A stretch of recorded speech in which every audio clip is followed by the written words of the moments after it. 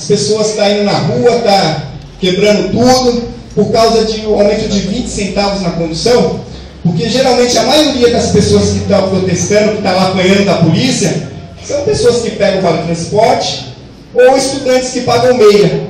Então, simplesmente brigando por causa de 20 centavos. Então, no começo eu não estava concordando, mas depois, no decorrer desse tempo, eu vi que muitos já não estavam simplesmente por causa de 20 centavos, mas por tudo que está acontecendo no Brasil, por causa do que está fazendo, do que estão fazendo com o nosso país, corrupção, as pessoas, tá muito bagunçado, e as pessoas, eles começaram a se manifestar por causa de 20 centavos, e essa manifestação já se aumentou por causa de muitas coisas. Não estou aqui para falar de política, nem para falar se eu acho certo ou errado. Mas assim, o que me chamou muita atenção nesses dias de manifestação foi uma faixa que eu vi. Nessa faixa estava escrito assim: o gigante acordou. E o gigante é a população brasileira. Nós temos um país que tem de tudo aqui. Um país abençoado por Deus, mas um país que está sendo destruído. E a população despertou, a população acordou. E essa faixa me chamou bastante atenção. O gigante acordou. E Deus, vendo aquela faixa, Deus falou no meu coração.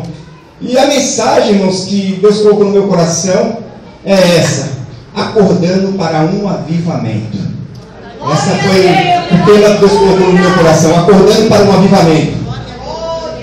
Que a gente fala tanto em avivamento nas últimas décadas, o que mais se falou foi em avivamento. E às vezes a gente fala: o que é um avivamento? Se eu perguntar aqui no púlpito ou na nave da igreja o que é avivamento, eu creio que eu vou ter milhares de respostas diferentes. Cada um vai falar: avivamento para mim é um culto onde as pessoas pulam, saltam, falam em mistérios, outros vão falar outras coisas. E aqui no Brasil, geralmente quando se fala em avivamento, no nosso meio pentecostal, nós falamos isso. E o pentecostalismo chegou ao Brasil por volta de 1910, com Gunner e Daniel Berg, que formaram uma denominação, a Assembleia de Deus, e da Assembleia de Deus formou outras denominações. E hoje nós temos milhares de denominações, podemos dizer até milhares, porque tem muitas denominações. Então o Evangelho se expandiu muito pelo Brasil, tem muitas igrejas, muitas denominações, e a gente fala: o que é avivamento? Será que esse monte de denominações? Será que avivamento é tantos cristãos se convertendo, muitas pessoas nas igrejas, as igrejas lotadas? Hoje nós somos entre 30% e 40% da população brasileira dizem que são evangélicas. Isso é avivamento? Então às vezes a gente olha no nosso coração e se pergunta: o que é avivamento? Às vezes fica aquela pergunta: o que é avivamento? Será que avivamento é eu chegar no culto e o irmão ficar pulando, falando em mistério, profetizando? Será que isso é um avivamento? E Deus, Ele me trouxe essa palavra aqui, aqui em 2 Reis, como fala de Josias. Josias foi um homem que começou a reinar em Israel com 8 anos de idade, uma criança. Ele assumiu o trono com apenas 8 anos de idade. Aqui no Brasil, uma pessoa, para poder assumir a responsabilidade, ou se ele cometer alguma coisa errada e para ele ser preso, ele tem que ser de maior. Porque se ele tiver menos de 18 anos, ele vai simplesmente para... Antigamente era FEBEM, agora é Fundação Casa. Mas lá nos Estados Unidos não. Lá nos Estados Unidos, se uma criança de 8 anos de idade, se ele cometer algo grave, um assassinato, alguma coisa, ele pode ir preso e pegar prisão perpétua. Só que aqui no Brasil não. Aqui no Brasil tem que ser maior de 18 anos. E às vezes a gente olha nas reportagens e vê tantos jovens com 14, 13 anos matando, roubando, e fala: eu vou matar fulano ainda falta ciclano para me matar. Aqui nós não temos impunidade. Mas aqui fala que Josias, com 8 anos de idade, ele assumiu uma grande responsabilidade. Ele assumiu um trono de Israel, a maior nação, a nação de Deus. Ele assumiu o trono, 8 anos. E a Bíblia fala que ele reinou durante 10 anos ele reinou sobre Israel. Então ele estava com 18 anos de idade, e a Bíblia fala que o seu pai, ele foi um mau rei. Amon foi o pai de Josias, foi um mau rei, e reinou apenas 2 anos. E o seu avô, chamado Manassés, a Bíblia fala que foi o pior rei que já existiu em Israel. O pior rei foi Manassés. A Bíblia fala que Manassés era tão ruim que levantou postes ídolos. A Bíblia fala que ele fazia sacrifício de filhos a Moleque. Então foi o pior rei que já existiu. Então Josias ele teve a influência de um avô que foi o pior rei de Israel, o seu pai que foi um péssimo rei que apenas reinou durante 2 anos, mas mesmo assim ele não seguiu os passos do seu avô nem do seu pai. A Bíblia fala que ele andou reto na presença de Deus. Aleluia. E a Bíblia fala aqui que ele reinou durante 10 anos sobre Israel. 18 anos de idade. A Bíblia fala que ele chama o escrivão Zafã, manda ele até o templo, falar com o sacerdote Ilquias. Ele vai até lá, eles estavam fazendo uma limpeza no templo, e ali a Bíblia fala que eles acham a palavra de Deus perdida dentro do templo. E quando eles acham a palavra de Deus, a Bíblia fala que o escrivão Zafã vai até o rei Josias, lê a palavra de Deus que estava perdida há muito tempo sobre Israel. Israel estava servindo a Deus, Josias 18 anos servindo a Deus, sem a palavra de Deus. Uma palavra de Deus perdida dentro do templo. Já não se falava da palavra de Deus nos tempos do seu pai Amon, nos tempos do seu avô Manassés. Por muito tempo a palavra de Deus ficou perdida dentro do templo, sem se falar da palavra de Deus. Mas mesmo assim a Bíblia fala que Josias era um homem reto na presença de Deus. E quando Deus olha e vê esse homem reto na presença de Deus, Deus ele se agrada de ver as pessoas retas na presença dele. Deus ele se alegra quando vê pessoas que servem a Ele com alegria, pessoas que se dedicam a servir a Deus. Durante esse tempo todo a palavra ficou perdida, mas quando eles leram a palavra para ele, a Bíblia fala que logo quando ele ouviu a palavra, ele se arrependeu em seu coração. Ele teve um grande arrependimento. A Bíblia fala que ele foi, consulta uma profetisa, e depois ele reúne todo o povo e lê a palavra de Deus para o povo. Lê a palavra para todos, e ele chama o povo para um compromisso com Deus. Nós servimos a Deus, nós estamos na casa de Deus, mas como é que está a palavra de Deus nas nossas vidas? Será que nós temos muitos anos caminhando na presença de Deus, caminhando na casa do Senhor, e a palavra de Deus está perdida nas nossas vidas? Já não damos mais valor para a palavra de Deus, já não ligamos para a palavra de Deus, a palavra de Deus passa longe de nós, não ouvimos mais a voz de Deus, nós vamos para a igreja, saímos da igreja e não ouvimos mais a voz de Deus, não damos mais crédito à palavra de Deus. Como que está a palavra de Deus nas nossas vidas? Como é que está? Está perdida dentro do templo, está perdida nas nossas vidas. A Bíblia fala que quando ele ouviu a palavra de Deus, ele se arrependeu em seu coração, ele chamou o povo, reuniu todo o povo, sacerdotes, escribas, toda a nação de Israel, leu a palavra para toda a nação de Israel e chamou o povo para o compromisso com Deus.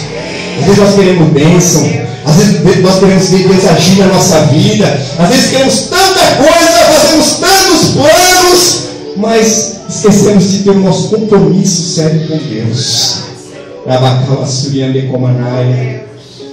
Não adianta só bênção, não adianta só querer coisas materiais, não adianta. A Bíblia fala que todo tesouro que é juntado aqui na terra, a traça vem, corrói. Aí ele fala, juntai tesouros no céu. Então aquilo que a gente busca espiritualmente vai ficar, vai prevalecer. Então quando você pega a Bíblia, você lê a Bíblia, quando você dobra o seu joelho e você ora, quando você faz uma consagração ao Senhor, isso vai ficar, vai prevalecer. Isso vai contar para você lá no céu o tesouro que você está juntando no céu. Aleluia. Josias ele chama o povo para um compromisso com Deus. E a Bíblia fala que logo em seguida, ele entra no templo, ele começa a tirar tudo os postes ídolos. Ele tira tudo que estava errado. Os postes ídolos a Baal, ídolos a Moleque, incêndios que adoravam outros deuses. Durante muito tempo servindo a Deus, 18 anos, ele servia a Deus, era reto na presença de Deus, mas estava convivendo com ídolos no seu meio. Ídolos do seu lado, ídolos na casa de Deus, ele estava convivendo com idolatria no seu meio. Era reto, mas estava convivendo com idolatria. Mas ele resolveu fazer uma grande reforma, resolveu tirar tudo que estava errado, todos os ídolos foi tirando, fez uma limpeza no templo, levou aqueles ídolos até o arraial, queimou todos aqueles ídolos. Ele fez uma grande reforma. E quando a gente fala em avivamento, o que é avivamento? É só pular, é só sapatear, é só falar em mistério? O que é avivamento? É só eu sair e evangelizar? Esse avivamento aqui não. Avivamento aqui no Antigo Testamento era a volta do povo para Deus. Então era o povo de Deus, o povo de Israel se voltando para Deus novamente. E às vezes nós precisamos acordar para esse grande despertamento em nossas vidas. Às vezes nós precisamos despertar para ter um avivamento em nossa vida. Às vezes nós estamos dentro da casa de Deus, às vezes nós estamos dentro da igreja, mas nós precisamos voltar para Deus. Às vezes nós precisamos fazer uma grande reforma em nossas vidas. Às vezes nós precisamos entrar dentro do templo, analisar como está o nosso templo, analisar o que tem dentro do templo, fazer uma grande limpeza em nosso templo. Porque a Bíblia fala que o nosso corpo é templo do Espírito Santo de Deus. Templo não é somente aqui essas paredes, não, o nosso corpo também é templo do Espírito Santo de Deus. O seu corpo é templo do Espírito Santo de Deus. O seu corpo foi feito para adorar a Deus, para levar o Espírito Santo de Deus. Aleluias. E às vezes nós precisamos fazer uma grande reforma em nossas vidas. Às vezes nós servimos a Deus, irmãos, ao longo do tempo, ao longo dos dias, ao longo dos anos, e a gente vai convivendo com ídolos nas nossas vidas, traumas em nossas vidas, angústias em nossas vidas. Às vezes nós estamos dentro da casa de Deus e às vezes só falta tirar de dentro de nós uma amargura, uma angústia, um perdão. Às vezes a gente está na casa de Deus e não consegue mais perdoar. Não consegue mais perdoar um parente, um vizinho, não consegue mais perdoar alguém que trabalha conosco. Às vezes não conseguimos perdoar nem o marido, não consegue perdoar a mulher não consegue mais perdoar o marido. Às vezes por palavras, às vezes por pequenas coisas, as pessoas carregam aquilo para o resto da sua vida.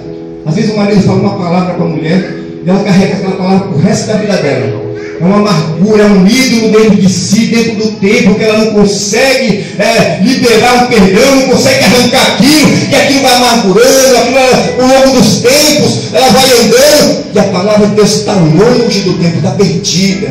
Porque nós temos que perdoar,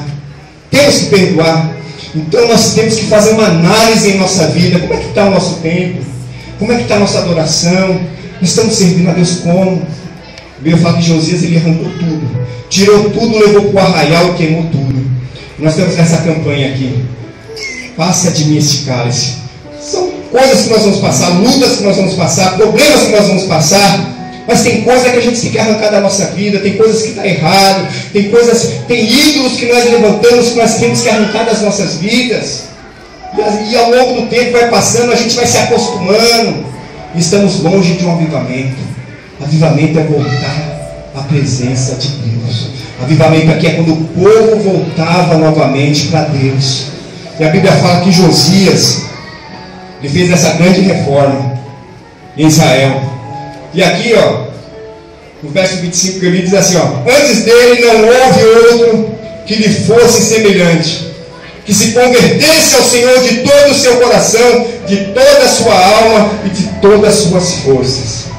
Então esse versículo aqui fala que antes dele nós vemos Davi, que é o maior nome entre os reis de Israel, o mais conhecido. Davi teve suas falhas, seus erros, mas a Bíblia fala que Davi era um homem segundo o coração de Deus.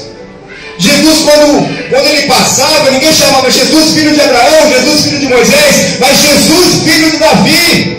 O maior nome dos reis de Israel era Davi. Mas mesmo assim, a Bíblia fala que não houve rei como Josias, que se convertesse ao Senhor de todo o seu coração, de toda a sua alma, de todas as suas forças. Esse verso aqui é um dos versos que o povo judeu mais gosta, mais lê, mais eles guardam em seu coração. Em Deuteronômio, esses versos estão em Deuteronômio capítulo 6, verso 5. Amar ao Senhor de todo o seu coração, de toda a sua força e de toda a sua alma. E foi isso que Josias fez. Ele resolveu amar a Deus de toda a sua força, de todo o seu coração, de toda a sua alma. Ele resolveu tirar todos aqueles ídolos. Ele resolveu adorar a Deus como falava na palavra de Deus. Ele fez uma grande reforma. Ele fez uma grande mudança. Não houve outro rei, nem antes dele, nem depois dele em Israel.